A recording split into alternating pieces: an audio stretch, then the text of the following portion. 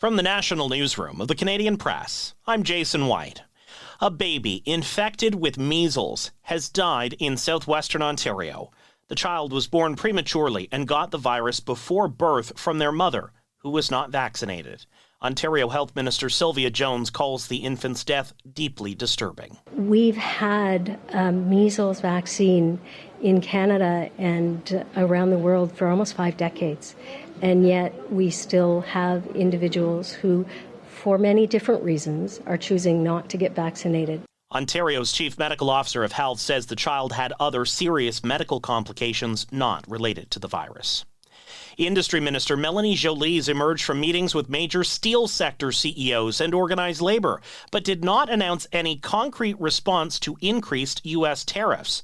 Joly says the government is working behind the scenes to figure out solutions. Our goal is to make sure that we are there to support the sector at a same time where we know we have to have a stronger domestic sector. The steel industry has called for Canada to match U.S. President Donald Trump's increased steel and aluminum tariffs. The Globe and Mail reports Trump's ambassador to Canada says Carney is secretly in talks with Trump to reach a new trade and security deal. Saskatchewan officials say weather conditions are not helping their fight against wildfires. The Saskatchewan Public Safety Agency's Steve Roberts says he's speaking with the federal government about possibly receiving humanitarian assistance. Well, we are looking at, again, having a discussion with our federal partners on the assistance side, the evacuation side, if there might be some support either to the Canadian Red Cross or ourselves for some of this evacuation issue. Premier Scott Moe's Saskatchewan party governments resisted calls from the opposition NDP to ask for military help. Next door in Manitoba, 27 wildfires are burning. About a third of them are out of control. NDP immigration critic Jenny Kwan says giving Cabinet the power to cancel immigration documents would be dangerous. It's part of the government's proposed new border law being debated in the House of Commons. Public Safety Minister Gary Anandasangari says the powers could be used in response to a pandemic or a cybersecurity threat.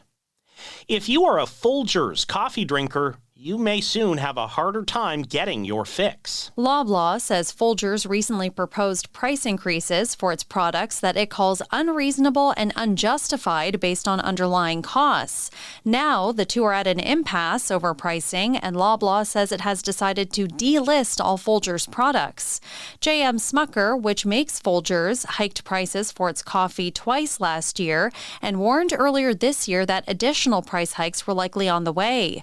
Loblaw expects to run out of Folgers stock within the next week or two. Michelle Zedekian, The Canadian Press. This is The Canadian Press.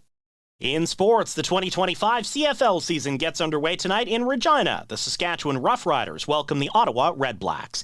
Vancouver's PWHL expansion team continues building its roster, signing goaltender Emerance Mashmeyer to a 2-year deal. Vancouver also signed former Toronto forward Sarah Nurse. The Edmonton Oilers matched the Florida Panthers' physicality in last night's Game 1 of the Stanley Cup Final with 51 hits apiece. Oilers defenseman Darnell Nurse says his team did a good job playing between the whistles against an opponent known for its playoff gamesmanship. A type and style of play that we're very comfortable playing with. And obviously they are too with Florida, and they do it very well, but I think our group also enjoys doing it. Game 2 goes tomorrow at Rogers Place. And Richmond Hill, Ontario's Taylor Pendrith was in a 3-way tie for the clubhouse lead in the first round of the RBC Canadian Open. Nick Taylor of Abbotsford, BC was tied for 4th, a shot back of the leaders. From the Canadian Press, I'm Jason White. Thanks for listening. Don't forget to follow and subscribe. For more of today's top stories, visit thecanadianpressnews.ca.